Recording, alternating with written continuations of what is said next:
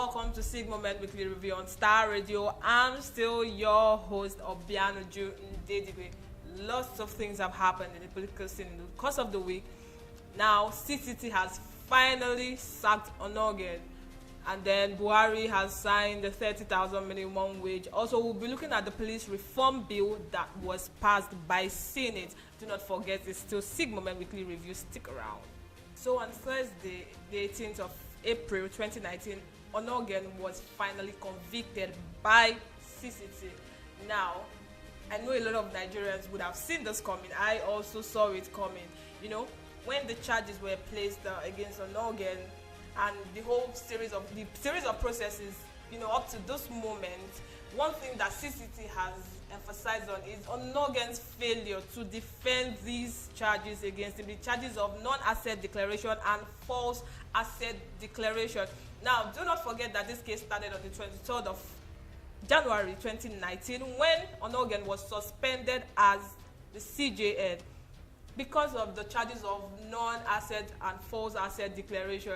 Now, from that time up to this moment, the case has been on and off in court up until this moment when CCT has finally taken a stand of conviction. We sack you, sir, as the CJN and chairman of NJC. That is the verdict of Onnoghen.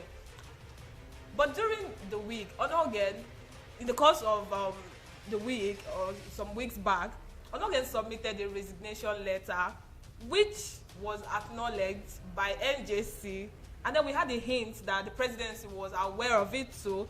However, the president was not available in the country as at that moment, and well, that could have been the reason why the office of the presidency did not publicly acknowledge that resignation letter. So we were expecting that, you know, NJC and the presidency would work based on that resignation. It was a voluntary resignation.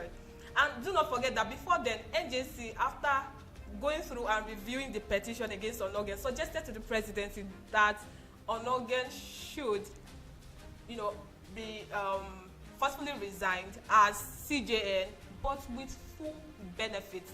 That was their suggestion, the suggestion from NJC.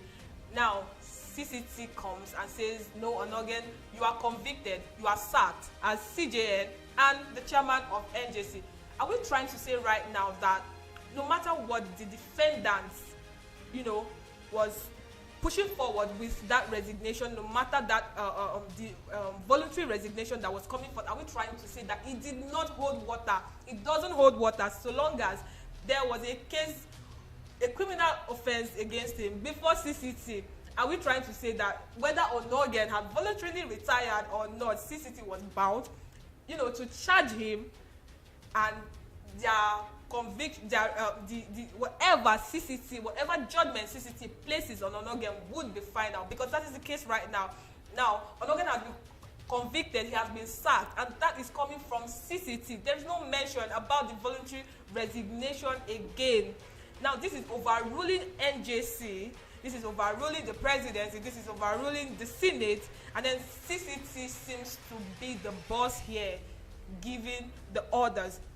Now, Onnoghen's lawyers and also some members of the judiciary have come out to say that the processes that produced this outcome was a bit faulty. They have said that CCT has not done well in its judgment, saying that Onnoghen was not properly tried, saying that as a matter of fact that this case has been decided long time, that this is just a formality, you know, CCT coming out to just formalize what they had cooked up before now. Are you with that? Are you with that group? Do you think that the process that produced this outcome, do you think it was faulty? Do you think there was a form of bias in it? Do you think that we could have done better in the trial of Onnoghen than what we have right now? What is your opinion about this? Do join us on our social media platforms at SIG-MOMENT on Instagram. Drop your comments and then we'll continue the discussion there. NJC recommendation. With NJC recommendation, Onnoghen was to be retired but with full benefits. Now, CCT comes, convicts him, sacks him as the CJN.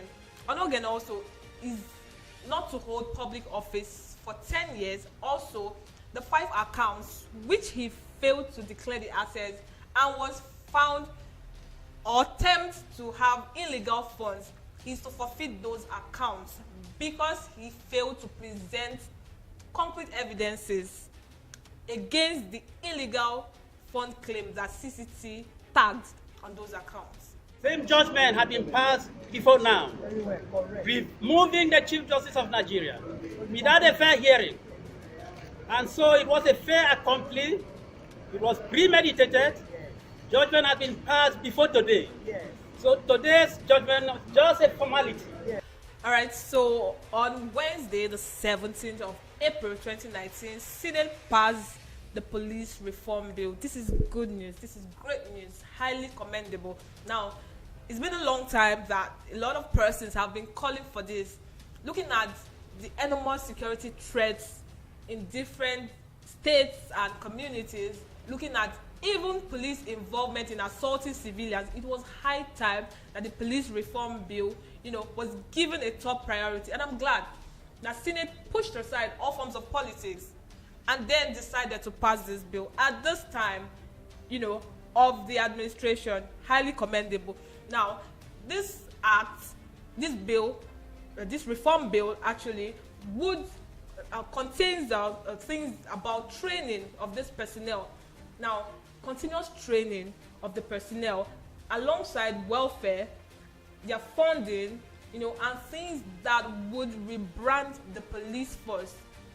A lot of Roger me, out there that policemen are engaging can be attributed to their poor funding. And when these persons have a lot of families to feed, what would you expect? And then they have people at the top giving them orders to remit certain amounts of money in a day. And I am wondering if the police force has become a business venture, or what would we tag that? So really, the police reform bill came at a time when we needed to restore sanity in the police force. And from there, we can start looking at issues of state and local policing, which would help to secure communities. Recent cases of deaths in different localities would tell you that there is need up to the local level for police and security involvement. So yes, kudos for this reform that has just been passed. And then we look forward to their implementation, because it is not just enough for a bill to be passed, implementation is also needed. So kudos to Senate and kudos to the police force for this progress. And on a final note on this review, congratulations to all workers out there. President Muhammadu Buhari has finally signed the 30,000 naira minimum wage. Good news to all workers. But then, not too excited. Don't be too excited, because the presidency has also called for more productivity. So if you're going to be earning higher than you were, you should also be more productive. Now this goes to everybody, even the presidency, top leaders in government, private sector workers. If you are being paid to work, you should produce maximally so that it doesn't become a waste of resources. The senators who are collecting enormous amounts of salaries, allowances, should represent their constituencies well and deliver that the country will be progressive. So we call it a day. On today's review, it's still SIG-MOMENT Weekly Review on Star Radio. And I am still your host, Onnoghen. Do join us on our social media platforms at SIG-MOMENT on Instagram, at SIG_moment on Twitter. Subscribe to our YouTube channel. I'll be on your screen next week. Trust me. For now, bye.